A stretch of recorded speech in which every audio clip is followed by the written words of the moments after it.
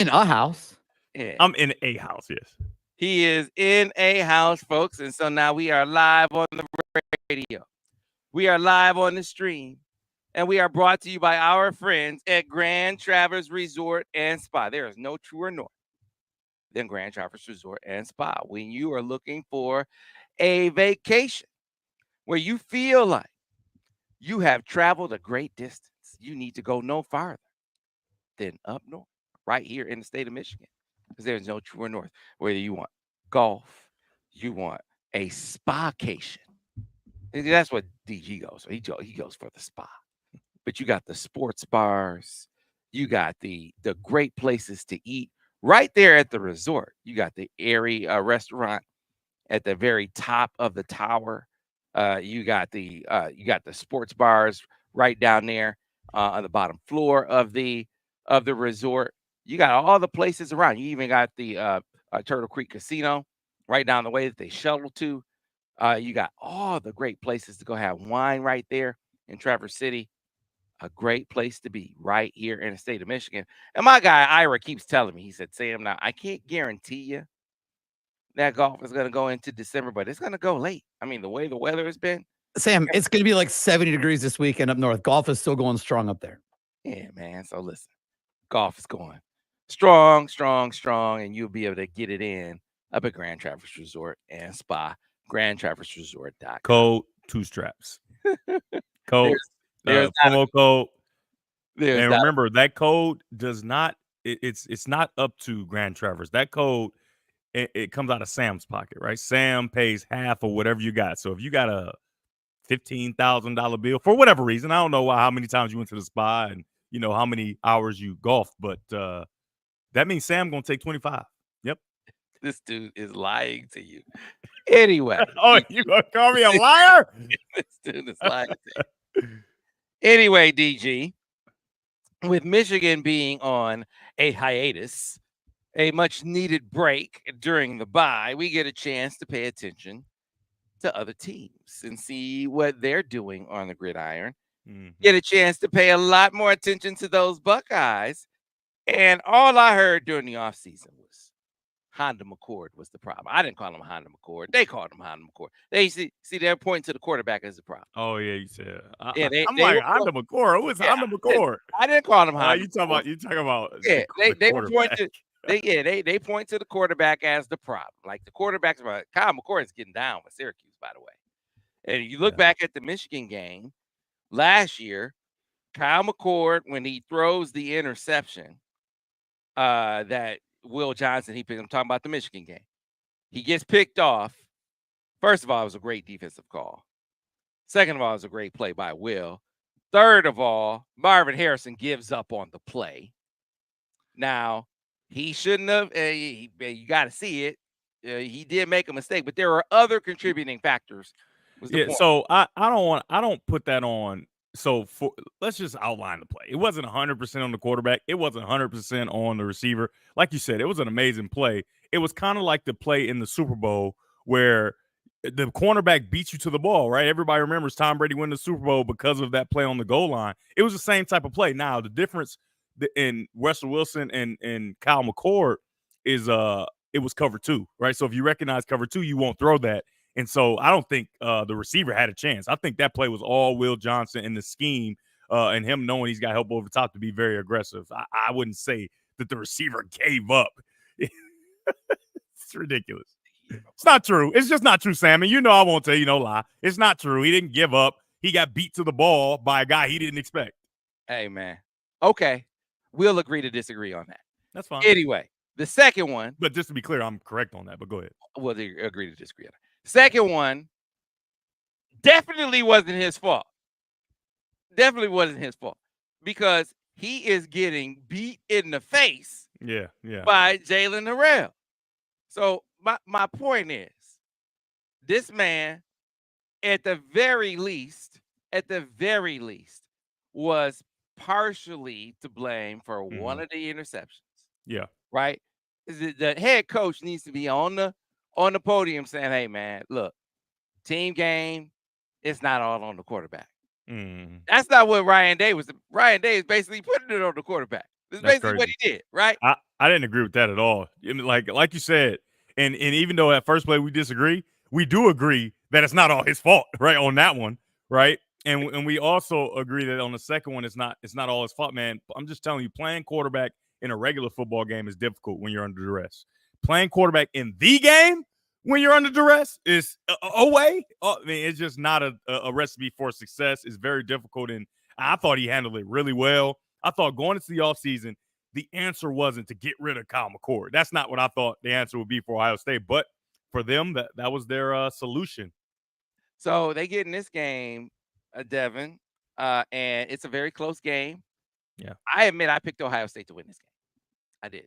Picked Ohio State to win this game. I had not been terribly impressed with Oregon. They had a close one with Idaho, Boise. I mean, it was like, It was super weird. It was super weird. They had and you know what was even more weird about those close games? They were playing well. Their quarterback was playing well, right? So you always think a new quarterback, new system, a lot of everything else is the same, but maybe it's those growing pains of learning this system, getting in tune with your guys and all that. Dylan Gabriel was playing lights out, right? He was, kind of solidifying himself as a Heisman Trophy candidate, at least. Maybe not in the front running, but a candidate. And they were in dogfights with teams that we would look at as like either not as talented or just not very good. And it was very surprising. Yeah, man. He was throwing interceptions though. Like even in the Michigan State game, it was like so the Michigan State game is a little different. He got in the red zone, but think about that. He throws those interceptions, and it was just him trying to make plays, doing too much. But they moved the ball at will, right? How'd they get down there to throw the interceptions, right? He was lights out, man. It was so weird. Yeah, and so they get to the point where they're running a rock. They, like you said, they can still move the ball. I'm thinking that this is a game that Ohio State can come in and win because they're not clicking on all cylinders offensively. They get in this game, man, and it's like Oregon said they leaving plays on the field. They missed the field goal. Dylan Gabriel, he misses a touchdown. That's one play where they got the motion. I can't remember my man, the little receiver where he has the motion, the jet motion, and man, he's open on the motion. Oh, it's a fourth down play. He comes off it, not sure why. And there was another play that they left on the field. These are points that they're leaving on the field. And it's like, man, Ohio State has an opportunity to take this one on the road and squandered opportunities down the stretch. Now, is it coaching? Is it poor execution? Will Howard down the stretch calls his own number. He tries to scramble for that last play to get down and kick a field goal. What do you make? Who do you put this game on? Is it poor clock management by the coach? Is it and play calling by the coach? Is it on Will Howard? Who do you attribute this game to? Because it felt like this was one Ohio State should have been able to pull out. Well, I've only watched the first half to this point. And another reason why, most people thought Ohio State would win this football game is because when you see Oregon, and I haven't watched the film yet, but you just see what Ashton Jeanty was able to do, right? Ashton Jeanty's one running back for Boise State, who is obviously in the Heisman. He's a Heisman frontrunner, in my opinion. I mean, he is killing everybody. And what he was able to do with a offensive line that at Boise State, good offensive line, it's not power 4 offensive line, right? You shouldn't have a running back almost rush for 200 yards on you, right? So when you see him do that, and then you think, oh, well, Ohio State's got obviously a power 4 offensive line, talented players, and then they got 2 of the best running backs in all of college football, right? Together on the same team. You think they're probably just gonna run the ball all over them, right? Wrong. It's not true at all, right? So then you get into the dogfight, and like you said, all the plays that happened. I haven't seen the second half yet, but I did see that last play. And the blame has to go. And again, it can be 50-50, however they want to divvy it up. It has to go on the coaching as well as the grown-up quarterback, right? So coaching, because in 2024, you now have the ability until 15 seconds on the play clock to talk to your quarterback. You have to tell them, hey, we got this much time. You need to get down as quickly as you can. If you're going to run. If you're going to throw, whatever the case may be. And you have to remember the time will be running. We need time. We need at least 2 seconds to call timeout, right? You need to get down, call timeout right away. That should be a reminder before the play even starts, right? Before the play even starts, that has to be a quick reminder in the helmet. And then when you get to the quarterback, Will Howard's been playing a lot of football, man. He played in a Big 12 championship. He won a Big 12 championship. There should be no time where he is not aware of the situation, especially in a moment like this in this kind of magnitude. Now, if it's a freshman, if it's a sophomore, even a redshirt sophomore that's 3 years in, but he's only played 2 years or he's only played 1 year, fine. I put it 100% on the coaching staff. When you have a quarterback that you come in, and I don't know how much they paid him, whatever, right? He comes in after he had been in situations where he's played tough games. He's played games of great magnitude, like I mentioned, a Big 12 championship. You expect for him to understand these types of things. This is why you have the old guy, right? This is why you have this player of this age, because in these situations, you understand that he's been here, he's done that. He'll make sure that we are in a good position at this point, and he wasn't. So it's 50-50 on both sides for me. You got to know as an older quarterback, and you got to remind your quarterback in the helmet before that play starts. You have to. You absolutely have to. Man, I thought one of the shrewdest plays. So, man, to lose the game with a timeout left and an opportunity to kick is heartbreaking. Well, I thought, I don't know if it was on purpose. I didn't see the post game, but it felt like it was on purpose. Oregon put 12 guys. I had 12 guys on the field. So I can't wait to talk to Coach Lanning because I got Oregon this week. I can't wait to ask Coach Lanning, was that, because if that's on purpose, that is Bill Belichick level of genius. Right. Okay, we put 12 on the field. They're gonna run the play. We're gonna have too many guys. You're not gonna get any yards, but the time is gonna run. Now, is that a flaw in the rules? Absolutely. Absolutely, it's a flaw in the rules. However, it's the rules. And if you know the rules, you can exploit the rules. And Dan Lanning just put himself in, I mean, he's already doing well as a coach and as a head coach, but he just put himself in a whole nother category. But we got to check first, right? I want to hear from his mouth. Was it on purpose? And if it was, bravo. Absolutely bravo. Bravo, bravo, bravo. Sacrifice 5 yards for time. And those are the decisions you make as a head coach. That's what makes great head coaches, right? It's not the scheme, right? The scheme is for the coordinators. It's not, player development, yeah, position coach is something, but the head coach has something to do with it. You pay these head coaches all that money for opportunities like that to finish the game from the sideline. And he finished that game from the sideline. Unbelievably savvy call. If it was on purpose. So we got to check, but it looks like it might have been. Right? They're like, they got 12. They got 12. And Dan Lanning was like, we got 12. And what you gonna do? He was like, yeah, we got 12. Absolutely. Yeah, I know we do. Man. Oh, man. Yeah, it was like classic Ryan Day.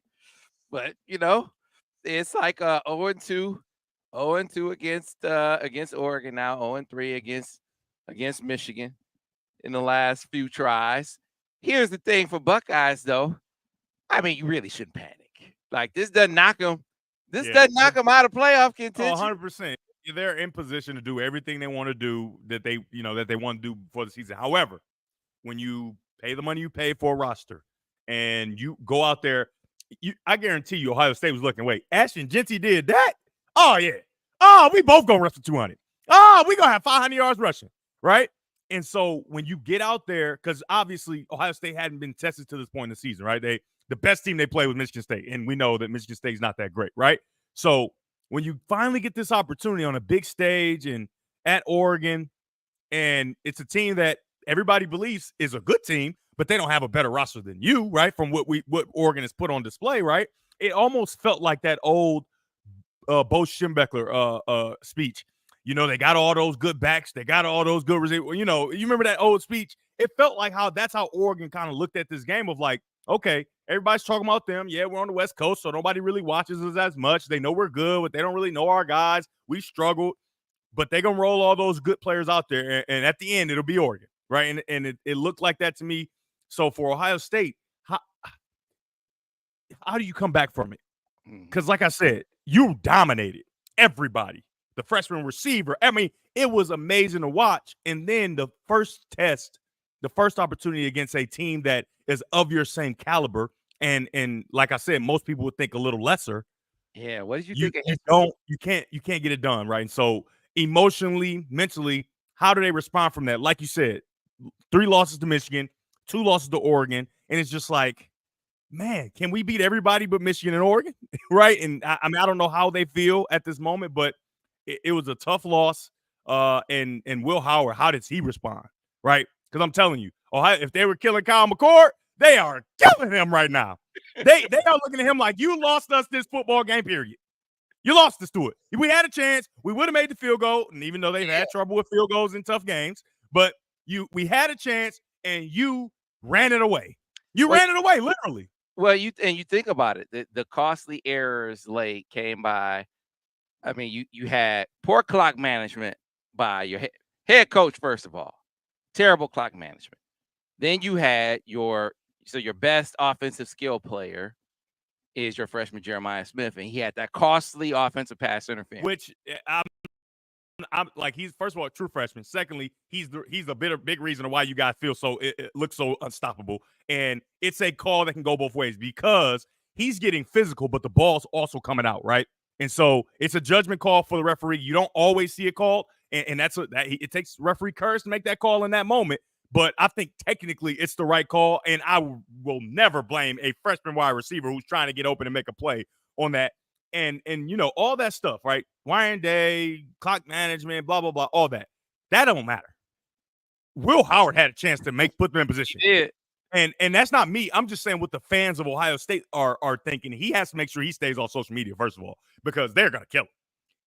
Will Howard, with all that, the pass interference, the missed opportunities, all that, they had a chance to at least give themselves a chance to kick a field goal that's makeable, and he ran the timeout. And Ohio State fans are going to be happy with that. And you talked about Ryan Day. I mean, and this is not me saying that he's going to shift blame, but you talked about Ryan Day over in the past who kind of shifted blame. And I don't think he's going to walk in there and take all the blame. Right? You got a grown-up quarterback, and I wouldn't, honestly. I know I'm the coach, but hold on now. We got this grown-up quarterback for a reason, and you know what I mean? So it's tough, man. It is. You say Ryan Day gonna be Ryan Day? I don't know. I don't know what he's gonna say. I don't know what he said, but I will tell you this. This time, he is a little bit off the hook as far as the end of that game. That grown-up quarterback has to know to get down, or he has to know the situation. I hear you. All right, we got to get to a break. Be back on the other side with more Monday Morning Quarterback with Devin Gardner here on the Michigan Insider on the Big 1050 WTKA, online at the big1050.com. Clear on the radio. Hey, everybody in the stream, I just want you to know that we weren't supposed to do this morning, but I'm here for you, and let me explain why this is so important and why you guys should be appreciative here, because I have Oregon this week, right? Got a lot of film to watch on a short week. Had a game Saturday, and now I got a game Friday, right? So I'm minus 1 day, and I really need this time to just be watching film and getting ready for the game with the number 2 team in the country. So, but I'm here for you, right? So that's another reason why I keep the chat clean with the garbage. Don't have garbage, and obviously you won't have much garbage just because Michigan didn't play. But when we come back next week, remember this of me sacrificing my time that I need to be doing my job so that I'm not a hobo all my life. and Two-Strap Sam can keep not paying me, That's not true. That is not true. Because clearly you haven't checked your bank account if you think that's true. That's number 1. Number 2. What's number 2? I'm looking for the helipad. I'm trying. I can't see in the background. Are you doing it from your? I can't see the helipad out your window. Man, shut up. I'm just saying. But folks, can you see the beautiful Grand Traverse Resort and Spa? It is very pretty. Very pretty. It is amazing up at Grand Traverse Resort and Spa. The 3 beautiful golf courses. See, I've only played one. I've only played one. Played, Sam? Played is a relative strong term there. I've swung the clubs on one. That still doesn't count. That's on one. Thank you. You've been on one. You ain't played nothing. I swung the clubs on like a. That ain't playing. Playing golf is playing, right? You go through the holes and everything. Just because you swung Yeah. the golf ball, What'd you shoot, golf Sam? club. What was your score? Well, okay, well, but you don't have to play every hole to play, right? You got to play every hole to play. You swung a club in Swung the the vicinity club of You the. dabbled. On You the dabbled. Wolverine. Dabbled. There you go. You Yeah, there you dabbled. go. But I've been in the tower. You dabbled in on a single hole. How about that? And I've certainly partaken in the swimming pools and the spa and the bars and the airy restaurant. It is a great vacation spot right here in the state of Michigan. You need to check out Grand Traverse Resort and Spa. Code 2 straps, Sam. There is no code 2 straps, by the way, folks. No code. You gonna get you a code one of these days, Sam. You gonna get you one. Make it up. Grand Traverse Resort and Spa. GrandTraverseResort.com. Before we get back, real quick, we got to get. There's a super chatter who wants some mention. Have you seen Elisha Bowman dropping these super chats? Now, some of them might not be. That's Alicia, ain't it? Alicia. Alicia. Okay, Alicia. So Alicia. Back in about 20 seconds, guys. Okay, we can't get them all in. Connor Stallions told Will Howard to slide.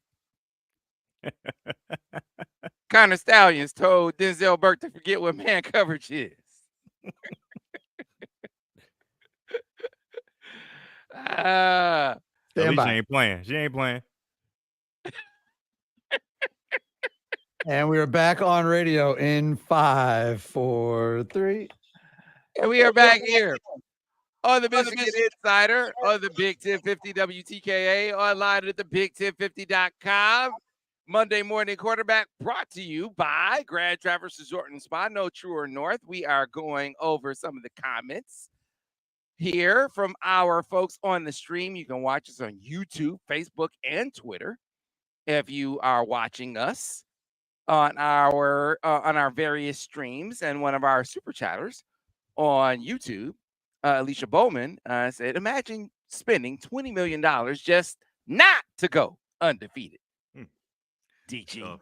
That's tough. I mean, Nick Saban kind of said it. He said, you better make sure you got the right guys. You're spending $20 million. Yeah, you could spend as much money as you want, but you have to remember, too, Oregon spent a lot of money, too. It's been made very clear that Oregon will spare no expense to building their roster, not only this year, but each year. That's got to be that's heartbreaking for sure.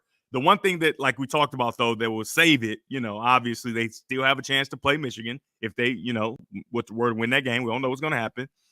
They still have a chance to go win the national championship, win the Big Ten championship. Those things are still intact right now. However, I don't know if Oregon's the best team in the country. Maybe they are, maybe they're not. When you get in that playoff, you're going to play some really good teams. So if this is who you are against good teams, it's not looking good for that $20 million spent. Yeah, Alicia came back and said Ryan Day is now 1-7 against top 5 teams. Keep on coming with those super chats, by the way, Alicia. Elisha. All right, we got long guy. Did we get the phonetic spelling? Okay, there we go. Elisha, and a super chat with it, and it's a he. All right, I'm sorry. See, but that we appreciate. I'm sure he experiences that on quite frequently when people just read the name, right? You know what I mean? We appreciate it. It. All right, we will get to the MMQA a little bit later. Right now, it is time for the driving force report from our friends at our friends at Golden Limo. Listen, if you have ground transportation needs, our source for all of our ground transportation needs, our friends at Golden Limo, whether it's airport transport, executive transport, game day transport, we ride on Golden, just like Michigan football rides on Golden. When the whole team needs to go somewhere, they use those luxury motor coaches. When we need a large group, but not necessarily a team, we might get one of those sprinters. When we had to go around town on our My Ann Arbor tours, we booked one of the party buses, right? If we need to get to the airport or we need to get up to one of our destinations up in northern Michigan, we booked one of their luxury SUVs. Any level of ground transportation, Golden Limo has you covered.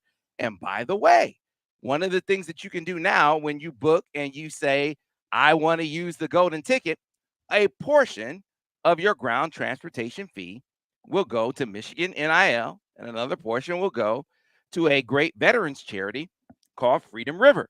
So you are giving back not only to Michigan NIL, which is they can use some of that money for NIL these days, but you're also giving to a great veterans charity. And you also have a great opportunity to be selected to attend a great end of the year party that they're going to have a lot of great Michigan players at, you and a lot of former Michigan players as well. So you might get a chance to go to that as well. Just make sure you mention golden ticket when you book your ground transportation through Golden Limo. Go to goldenlimo.com. All right, so Devin, I want to go back to as we go around the Big Ten, talking about Illinois. You talked about them somewhat already, but that was before last week's game. Did you see the score from last week's game? Did you have it? I did see the score. Yeah, I thought it was a basketball game. Yeah. Purdue is not very good this year. Now, they have Ryan. Hold on. They just put in a new quarterback. So they haven't been good with Hudson Card.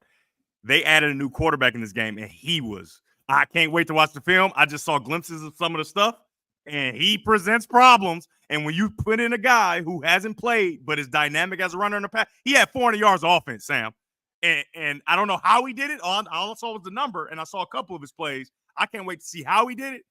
That kid got busy, right? So, Illinois, let's not act like Illinois is still not very good on defense because they played some really good teams and performed well. But whoever this kid is, that's why Oregon better stay awake because this could be a Bama Vanderbilt situation after you beat Ohio State and then you go to Purdue. 49 points. Yeah. Wow. Hey, I don't know what I can't wait. Like I said, I can't wait to watch it. But I don't know if we got that guy because he went crazy. Yeah, he did. Man.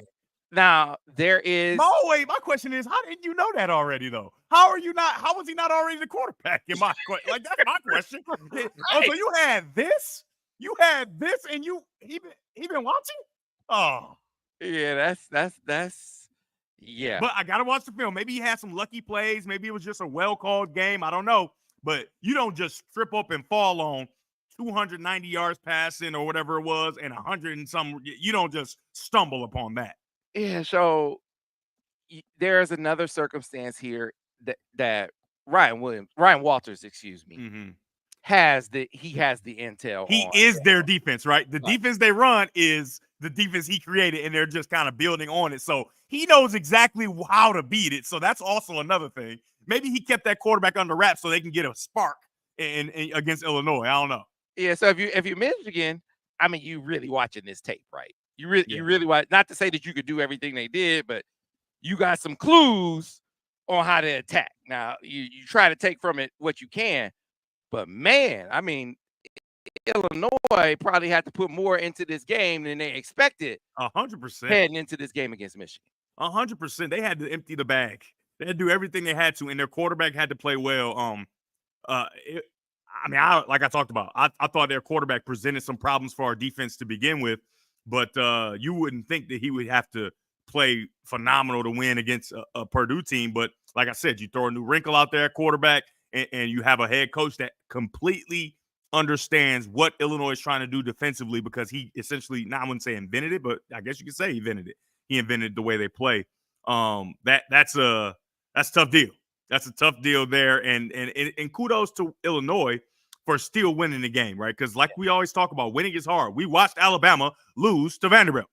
We watched Alabama, the real Alabama, not like Alabama, AUB. It was Alabama, not Pine Bluff, Alabama. And they got out there in a dogfight against Vanderbilt, and Vanderbilt finished it. And what was the thing that hurt them? Vanderbilt was a quarterback that can run and throw effectively. So you just can't look past any team in today's college football. You can't. Teams are too good. And when you see Oregon beat Ohio State, but also they're in a dogfight with Boise State and Idaho, it's like, how? And I can tell you how. You got really good players on teams with coaching staffs that are figuring out how to use those good players. The question will always be every single week, how much depth do you have for Vanderbilt? Do you have enough depth to continue to play like this in the second half? For a Purdue, do you have enough depth to continue to play like this against Illinois in the second half? And a lot of teams are figuring out, hey, we got enough depth because of that transfer portal and NIL that's really even the playing field. Yeah, people think that Texas is for real. Say nobody's beating Texas. I wouldn't say nobody, but I think they're a good team. I think they're really good. You just don't. You can't say nobody's beating Texas because Texas is about to head down a path of danger in the SEC right now. It's about to get real sticky. So we'll see how they come out of it. And if they do come out of that, I mean, you would think they're really, really good, but you still just don't know, right? Football is a one-game, single-game elimination. This ain't 7-game series. Anything can happen on any given Saturday, Friday, Thursday, or any other days that college football is played on. How did Illinois give up 40 points in the second half? David Van Reenen asks. Yeah, that's crazy. Yeah, I'm gonna watch, but I don't right now. I have no idea. Yeah, but I'm gonna watch the film here on tomorrow. Right, today's my Oregon day, and then tomorrow I'll get into Purdue. But man, yeah, that's Michigan, a lot of points in the second half. Yeah, Michigan needs all the help it can get. They need to be thanking Purdue for pushing Illinois and giving them some like some cheat codes. You know, I mean, what I'm guessing is that Tuttle is similar to their quarterback. I don't know how dynamic he is. You know, rushing for 100 yards is a big deal. Mm-hmm. I don't know how dynamic he is, but Tuttle has some of that as a runner, right? Whatever I don't know what I didn't, like I said, I got to watch and see what kind of runner he is because there are different types of runners, and different runners can be effective against defenses in different ways. But Tuttle has athletic ability and ability to run the football, so maybe he can emulate a lot of what happened to them. But for any defense in the country, especially a defense that plays man to man, a quarterback that runs the football is dangerous and very hard to deal with because a lot of times your back's your turn and all those different things. So, yeah, it's going to be a tough test for Michigan. But like you said, they do have a bit of a blueprint on how to have some success against this talented Illinois defense. So, DG, I love you, but I hate you at the same time. That's weird. I hate you at the same time, man. I wasn't dressed nice enough for you this week. I didn't represent what? I mean, you got people on this discount code. That's true. It's real. You got people on this discount code on any and all orders. Thank you. That's good. That's a good addition. Any and all orders is the key. So let me be clear. The discount code does not work. Two Straps discount code does not work at Grand Traverse Resort. Oh, not in person. Do it online at checkout. It does not work at Golden Limo either. You don't work online? Is it just an in-person code? Or Steve Horn? The code does not work. Just so you guys know, that is not a real code. For anyone who thinks I think it's a real code. I feel like Sam's a liar. I don't know. Try it. All right. Hey, if you have questions for DG, get them in the chat. We will get them. We will start getting into the questions in the Q&A session a little bit later. DG, I feel like the USC fans are crybabies. However, I think they're gripe about the end of the game against Penn State is spot on. That was interference, pass interference at the very end of that game that would have extended a drive. They wind up missing a field goal. Penn State gets the ball back. They make theirs, and then they win the game. Penn State is undefeated. USC now has their third loss. They feel like they are referee calls away from being undefeated. I think that's a stretch. I think that some of these calls say, look, referees didn't lose you every game, but I do think referees severely impacted this latest game, this loss that they suffered to Penn State. I thought they outplayed Penn State in this game. Yeah, I didn't see that game. I didn't see the pass interference call. I just saw how it was unfolding, and it felt to me like, man, USC they got a chance, right? They should be able to finish this game off, and they weren't able to. The player for Penn State that is so impressive is 44. They're tight end, and I didn't know. I thought that last week before he had this 17 catch game. I didn't look at him as a pass catcher. I looked at him as an offensive weapon, kind of like how we talk about Donovan Edwards. Obviously, different mode of. It seemed like every time they went Wildcat with him, just 7 yards. You're not stopping this big old dude from who knows how to run. It's not like he's just a big battering ram. He's a big old dude that can be a battering ram, but also has running skills, play quarterback in high school, right? And he can throw the ball. So he presents those issues where you can't just barrel in. You got to pay attention to other guys. And also because he's big and strong, you don't have to put all your big tight ends in the box, right? You can leave it light and allow him to just push through and get first down. So I thought he was a huge weapon for them because almost like the tush push at the next level with Jalen Hurts last year, it's like when you get those short yardages, he's going to get it. Like there's nothing you can do to stop him. And then he comes out and is like this, right, as a pass catcher, and he was really good at blocking as well, too. 44 is a problem, and Penn State remains undefeated. And it's like, how? How do they keep doing it? They keep figuring it out. And I think he's a big part of what they're doing. And USC, man, they're a good. I think they may be the best, 3-loss team out there because they are a good football team, but they just can't figure it out how to finish, how to make sure to get it done. And I know Lincoln Riley is stressed out, man. I know he is. Yeah, people want to know as we start getting into some of the questions. Man, what do you think of what happened to Washington? As Iowa went and said, "Hey, we got Cade McNamara, and that's all we need. That's all we need against y'all." Man, so I saw a little bit of the game, and I'm just looking like, what is going on with Washington? Right? Quarterback sometimes quarterbacks do struggle against Phil Parker's defense. He's been good all year.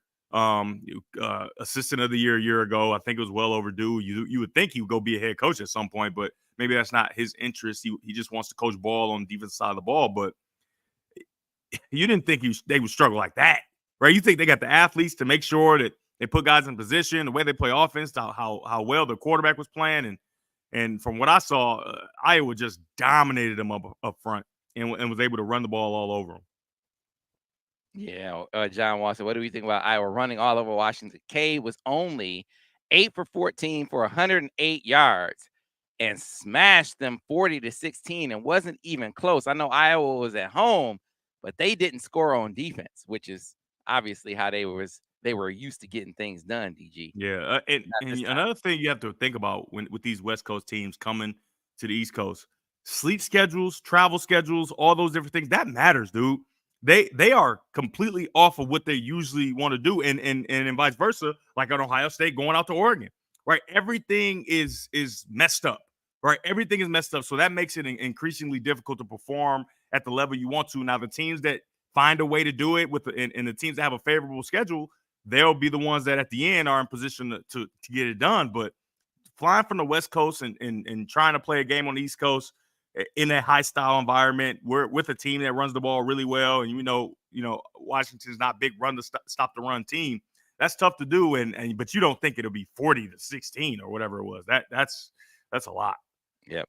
All right, one more break. We're doing a little bit different today, so one more break. We'll come back on the other side and close things out here on the Michigan Insider Monday Morning Quarterback on the Big 1050 WTKA, online at the big1050.com. Clear on the radio. Somebody just put it in the chat.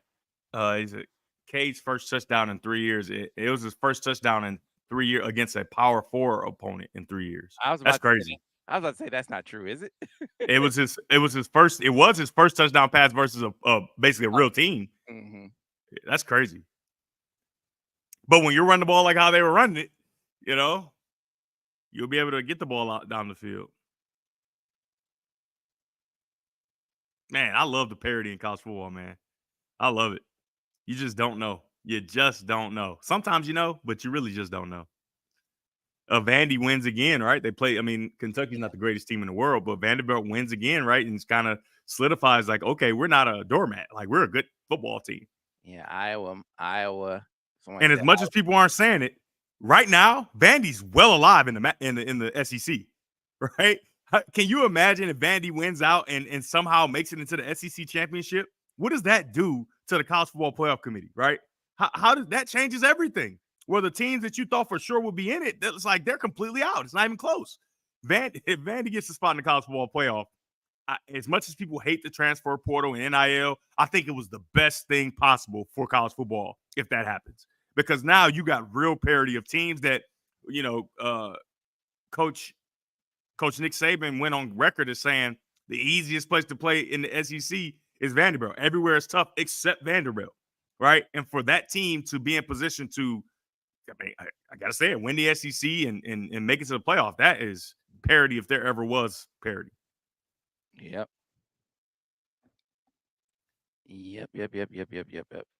Man. All right. What you say, woman?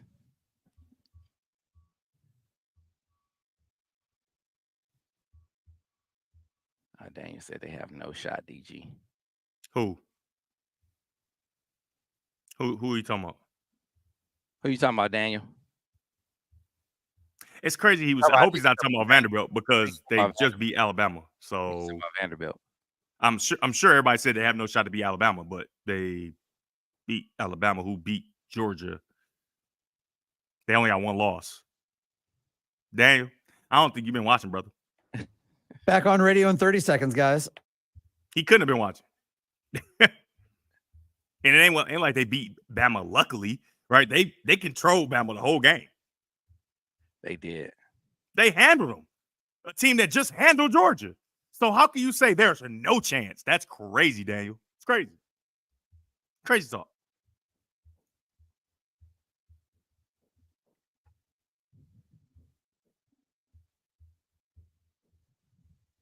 Back on radio in 20 seconds, guys. All right. Line up a couple questions here. And now a couple of these. Lama Ryan said the Saints have no shot. Yeah, that changed quick. The Saints ain't got no shot. Them the Aints. Quick. The Aints ain't got no shot. That's a no shot one right there.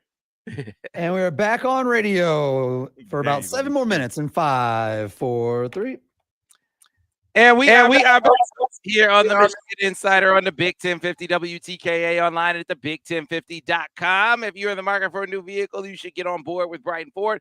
Go to BrightonFord.com, call 1-800-NEW-FORD to make it out to the lot at 8240 West Grand River Avenue in Brighton, Michigan. When you do, John Cuter and his crew, they'll take care of you with great deals like the one on the 2024 Ford Bronco Sport Big Bend, $222 a month, $3,500 down, or $356 a month. With $500 down, how about the 2024 Ford Explorer XLT, $268 a month, $3,500 down to $392 a month. With $500 down, and last but not least, the 2024 Ford F-150 XLT, $290 a month, $3,500 down to $496 a month. With $500 down, those and other great deals. Get on board with Brighton Ford. Go to BrightonFord.com, call 1-800-NEW-FORD, or make it out to the lot at 8240 West Grand River Avenue in Brighton, Michigan. Get a couple questions in for DG before we get out of here on the MMQA, so DG can get back to breaking down the Oregon Ducks and the Purdue Boilermakers. So DG, let's go ahead and get a couple of them in. All right. So let's see. The next one, a lot of these promo codes, man. All kind of promo codes. And in case you guys are wondering, promo codes are okay. Munir wants to know, DG, what are your top 5 teams in the Big Ten and then the SEC? Can you do those, rattle those off the top of your head? I can't rattle them off the head like that. In SEC, I don't watch enough SEC, and I just know they're completely overvalued a lot of times, right? So you got to really watch them to see, like, okay, who's who and who's what, and, because everybody's, Tennessee, they're the best team ever, and it's just like, no. And then Alabama, oh my God, Georgia's the best team ever. Oh no, and then Alabama beat Georgia. Oh no, and then Vanderbilt beat Alabama. So it's just like the SEC is regularly overvalued in my opinion. And I'll go to a different conference. People better start paying attention to Iowa State. The way they're winning football games, their formula for winning, their ability to not panic when they do get down occasionally, that's a team to be reckoned with. And I don't know how they'll continue to do throughout the year, but it just looks like to me, after having them the last 2 weeks, that they are a team that nobody's talking about that really can kind of make noise in the college football playoff landscape. So I think Iowa State in the Big 12 is a team to really look at, and in a league that the Big 12 that has a ton of parity. You never know who's going to win it, and they're starting to kind of stick out. But in the Big Ten, I mean, they're at the top spot. You got to go Oregon, right? Usually, I just say like 5 teams, but Oregon has to be number 1, and then I think that Penn State technically has to be number 2, and then I think you go Ohio State and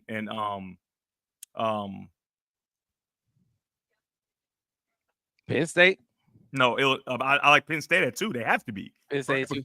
Lost, right? They haven't lost, and they found ways to win, even though it's been close and things like that. But they just haven't lost. So those 2 teams, Ohio State, I would say 3rd because you lose to Oregon, but let's be clear, they lost by 1 point at the end of the game, right? That's a really good football team. And then I think the next 2 teams, Illinois is a team that I think is really good in the Big Ten, and then I think everybody else kind of fights for that 5th spot. All right. Elisha Bowman, was it that Ohio State's defensive line was overwhelmed, or is Oregon's offensive line underrated and kept Ohio State's defensive line at bay because their defensive line wasn't as dominant?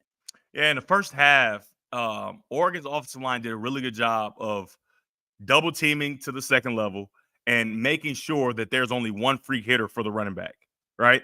And Sam, you know as well as me, working with Borges, running backs have to do a very nice job of knowing where the free hitter comes from. And if you beat him, you kind of can be off to the races. And so their running back did a really good job of knowing where the free hitter was, and their offensive line did a good job of only leaving one, right? So if you leave one free hitter, that makes it tough. If the running back knows where he's coming from and he can make plays. And so I think that the defensive line was neutralized by the offensive line, and the running back was special when he got those one-on-one opportunities. Jordan James, he's a baller. The running back is an absolute baller for sure. Good player, and he hasn't even. I'm only at halfway of the Ohio State Oregon game right now, and he hasn't even exploded yet. Right? He's done some nice stuff, but the plays I have seen is him getting a chance to see the free hitter and make him miss and get extra yardage. So I would imagine that trend continues for the rest of the game. All right. Adam on YouTube wants to know, you guys have talked a lot about number of touches for Donovan, but Edwards is only on the field for about half the offensive snaps. Why is he not on the field at either running back or a slot for every play?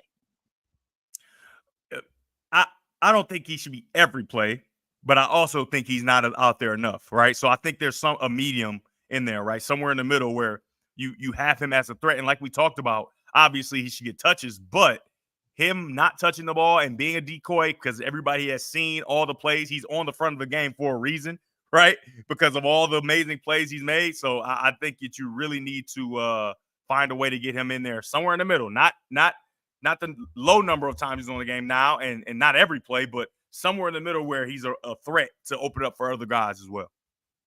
Thank you, Elisha Bowman, for the super chat. Thank you, Thomas Ackerson, for super chat. It says, Michigan's lack of identity on offense and poor execution on defense a product of the staff miscalculating the readiness of certain players? No, I think it's more of a. I mean, that's a good question. I think it's more of new coordinator who is used to playing NFL football, right? Calling NFL football defense, and you losing a veteran player before the season even starts, right? I think we're undervaluing the importance of Rod Moore.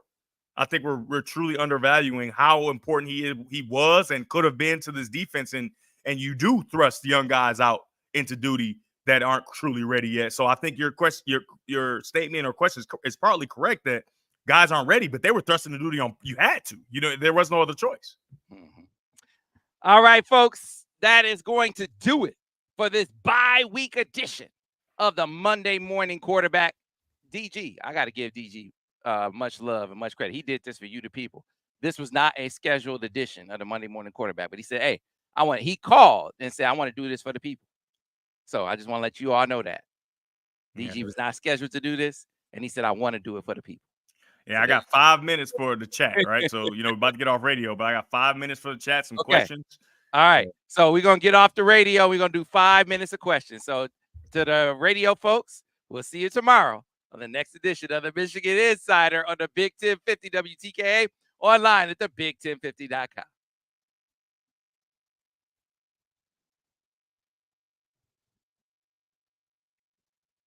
Clear on the radio. All right. We got 5 minutes of questions. 5 minutes of questions. 5 minutes of questions. You in these codes. Is it true that code DG98 gets me half off any purchase at the spa? Hold on, Jew. Whose side are you on? Jew, what's up? What we doing? Whose side are you on, Jew? Is what I'm asking. Because it seems like you're trying to, like, what you're trying to do. Come on now, Jew. Don't do that. Third base investigators. Say, okay, you shed some light on the Jay Davis situation. A lot of confusion on if the plan is to redshirt him and if his family wants him to redshirt. So he's a freshman, man. Leave him alone. Yeah, Let him develop. His dad, when he was being recruited by Jim, was very clear on he wanted the criteria to be about readiness. He didn't want them to just throw Jaden out there simply because, hey, the other guys washed out. They put him out there, and those guys can't do it. So let's just throw Jaden out there because the other guys can't do it. Let's throw him out there now, even if he's not ready. He doesn't quite know the playbook enough. The offensive line it can't block anybody, but we just gonna throw him out there and throw him out there to the wolves. Case in point, Dante Moore at UCLA. Right, this is basically what happened to him. This is that scenario, and Dante Moore wound up leaving. You say, I mean, I know they got a new coach, but even if Chip Kelly had stayed, he was leaving. Yeah, he left before that even happened. Right? For that very reason, because that was a scenario that happened to him, and that was not the scenario that now if Jaden was ready, if his development says that he was better than those guys, and this is not throwing a lamb to slaughter like your offensive line is a swinging gate type of deal, then that's fine. But don't just throw my son to the wolves type of deal. So it wasn't. Yeah, because everybody's looking around the country and saying like, oh, well, Nico or this guy's a freshman or whatever. Nico's not a freshman. He's a redshirt freshman. It's totally different. But you're treated as a freshman, but he got a chance to sit and learn, and he was one of the top guys in the country, right? And that's a perfect example, right? Where you see Nico Iamaleava at Tennessee, who had to sit last year, and then Dante Moore, who had to play at UCLA with a bad team. And you can see that, obviously Dante's getting a chance to watch and learn now, but Nico's playing well, and he looks more under control, and he still has some issues that he's going to work through as a young player. So I just think I think it's kind of a misconception with his dad, like you saying, like he's trying to make sure that his kid don't play or whatever. He just wants his kid to be ready and to be put in the best position. Just like you, if you had a kid at that level, you would say the same thing. Make sure my kid's ready before you roll him out there and shatter his confidence and make him look like he's just not capable because of what's going on around him or because he's just not ready. Yeah, because he said if he's ready, if he's the best guy and he's killing it in the practice and he's ready to go, yeah, let's go. Put him out there. But only if he's ready. That's all he didn't say don't play him as a freshman. That's never been the case. All right. Any more questions for DG before we get this is somebody said. Hey, did Daniel see what the Lions did to the Cowboys? Maybe he didn't. I don't know. We'll say that for Wednesday. Okay, here's one for you, DG. DG, early thoughts on Penn State versus Ohio State matchup. I haven't watched nearly enough of Penn State to give like a real analysis. However, we've seen what Penn State has done against Ohio State. So until Penn State proves to me that they can beat Ohio State, I will pick Ohio State blindly without even seeing any film, right? I will pick Ohio State just because of the history, because Ohio State's pissed off after losing to Oregon, all these different things. Penn State has struggled against Ohio State. So I would say Ohio State. All right. Here's one, DG, that we can jump to. So it is, let's see, let's throw this one up on the screen real quick. It says, where's this question? Who in the portal looks promising for you? Man, you made a point last week, DG, where you said, hey, all I want to know about is quarterbacks. Now, listen, priority number one for me, quarterback-wise, is Bryce Underwood. That's priority number one. I am putting out all the stops to recruit the number one quarterback in the 2025 class, number one quarterback in the state of Michigan since my brother right here. All right. But you made the point, and it's a great one, that Sam, you talking about a freshman quarterback. When is the last freshman quarterback that you've seen lead somebody to a national championship? Duly noted. So you're saying they got to go get a portal quarterback, right, DG? That's what you said. Yeah. So there's a guy that's not in the portal, but I think he's probably gonna go to the portal because he's not playing at Texas A&M right now. It's a dude, a redshirt freshman down there named Marcel Reed. Have you seen Marcel Reed play? No. Yeah, man. Dual threat dude. Yeah. Yeah. I've been looking around at rosters. I've been doing at quarterbacks, man. You've been doing your due diligence, huh? Doing my due diligence. Like, what quarterback's gonna be available, man? What quarterback's gonna be available? It's a dude at Texas A&M named Marcel Reed. That's not the guy, but like you look at his stats and you look at when he was playing, like he can run, he put up stats through the air. Like he's gonna be a guy that teams are gonna chase. Marcel Reed. That's a dude that I want them to be in the hunt for because I'd be shocked if he didn't jump in the port. That's one of the guys for me. I don't know if you got a guy, DG. Well, I just think that friends of Michigan, nobody at Michigan, because you don't want to break the rules, but like friends of Michigan, like a Sam Webb, like Ira Weintraub, whoever, right? Friends of Michigan, you got to start tampering. Look who's playing good and say, hey, man, I know you're playing good there. And do you like it? Do you love it? Do you want some more of it? Because we at Michigan, we just won that championship. We got Portnoy who's ready to give money out. We need people that are friends of Michigan, and I'm going to talk about people that work in Michigan, friends of Michigan to start tampering because all the teams are doing it, right? I talk to these coaches every single week. Teams are tampering with their players, and these are the teams, not friends of the teams, the actual teams, right? So I think friends of Michigan need to start tampering, and it's not going to be me, but, the rest of you guys should start tampering and just seeing what the other teams, fill it out. How you like it over there? Is it cool? I think I'm a friend of Michigan, so I could, How you know, Jay? How you know he not leaving A&M? How you know, Jay? How you know, Jay? If Sam start tampering a little bit, you never know. let me, hey, man, Jay, just know I never mention anything for my health. Okay? Yeah, we know about that when you withheld that information about orgy starting. We know. Thought I forgot? This dude, I did not withhold.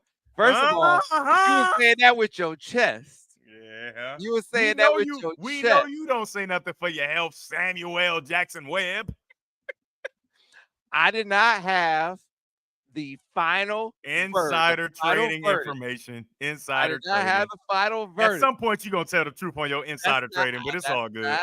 I did not have the word from the man of what was going to happen. I told you I had some inkling that it was leaning that way. I told you that. That's why I was like, what? You had me kind of doubting. Insider just like I told you in the summer, they said, oh, the race is over. And that's why I was like, let me not go hard to paint because you was like, hey, didn't they tell you in the summer, Sam, the race is over? Insider trading, the paradigm of what insider trading is.